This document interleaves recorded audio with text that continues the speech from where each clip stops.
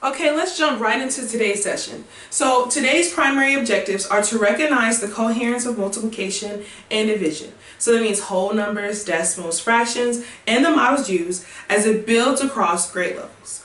Also to study the teaching sequence of and practice multiplication and division, thereby growing in profound understanding of fundamental mathematics, also known as PUFM.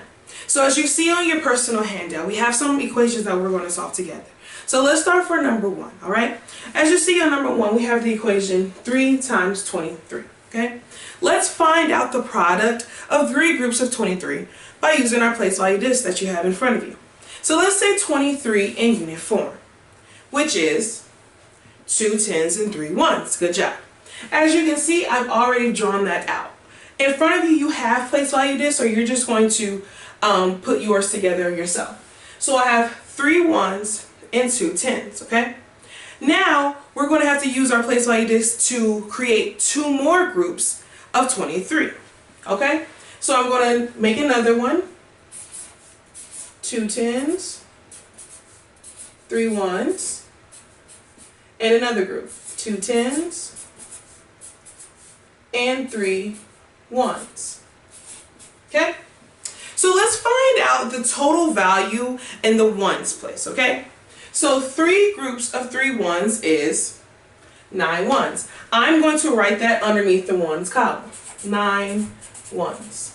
Let's go over to our tens. We have 3 groups of 2 tens, which is 6 tens, okay? So I'm going to write that underneath that column as well. I'm also, on this side, I'm going to write the equation vertically, okay?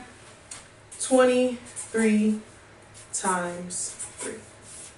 And the same thing I did on this side, I'm going to do it on this side, okay? We're going to find out the values that these represent. So that we know that 9 ones is 9. So I'm just going to write 9. And I'm going to put an arrow that represents 9 ones, okay?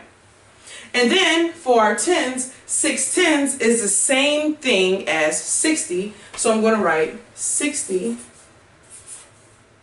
and put an arrow for 6 tens.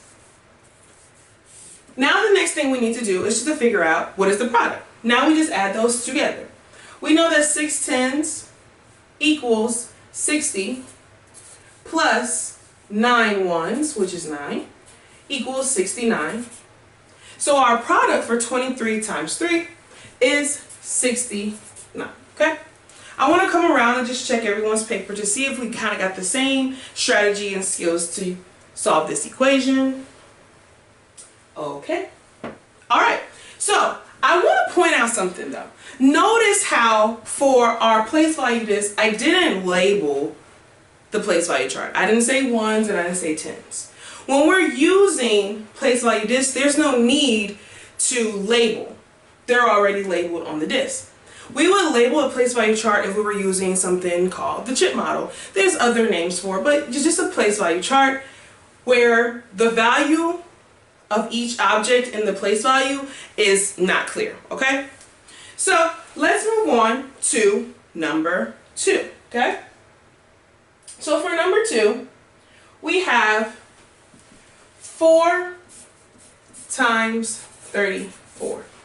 With this equation, we're going to solve it using a chip model or a place value chart, okay? So the chip model allows students to progress from concrete experience to pictorial representation, okay? So with place value charts, it's concrete. With the chip model, it's more pictorial, okay? So I'm going to draw out my place value chart and I'm going to label it. My ones, my tens, and my hundreds, okay? So what is 34 in unit form? Let's go back to when we were saying that the Eureka math model builds on top of each other. So when I say uniform, students are already familiar with what that means. From K through 2, they do something called the Say the 10 way. And that's the same thing as the unit form. They will say like 1 tens and 3 ones equals 13. This is just building on that knowledge, okay? So when I say unit form for 34, we say, good job, 3 tens and 4 ones, okay? So I'm going to draw a disc to represent 34 on my place value chart. And I'm not going to draw a place value disc, I'm just going to draw circles, something like this. So if I know, just going to draw that line a little bit more, that 34 is 4 ones, 1, 2, 3, 4, and 3 tens, 1, 2, 3, okay?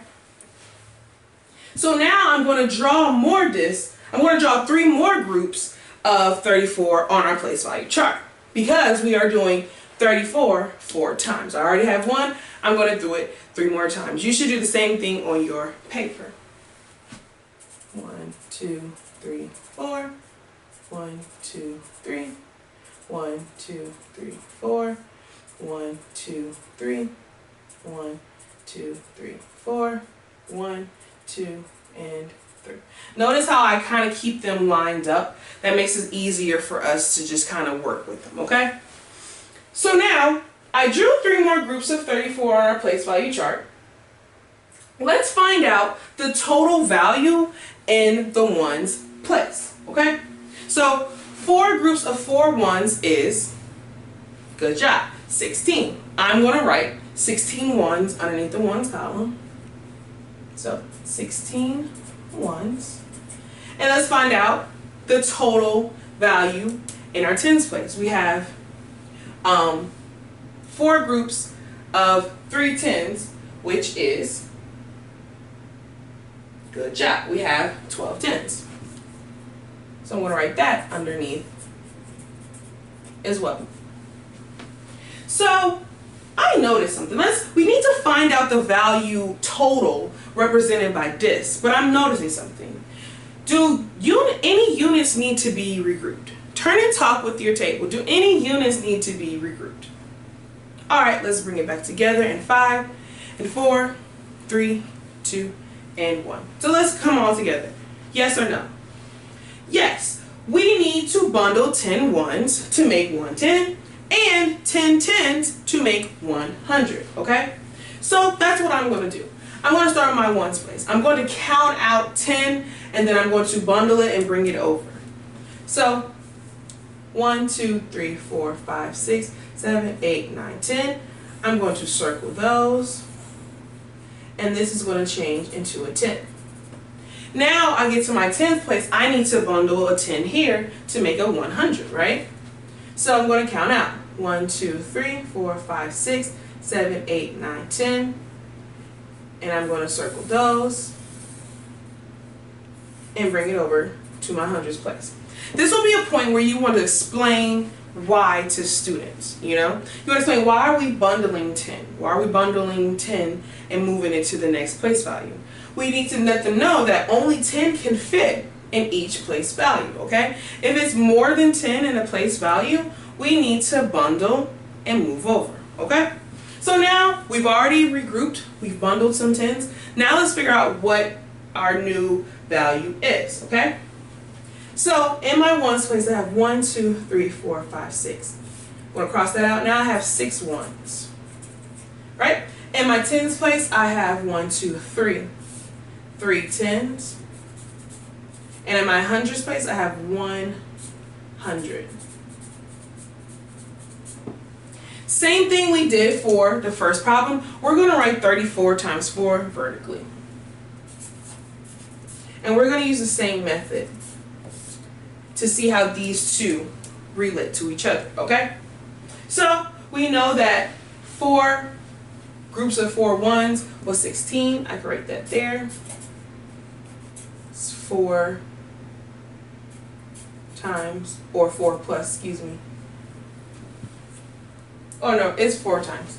4 times, excuse me, 4 times 4 ones, okay?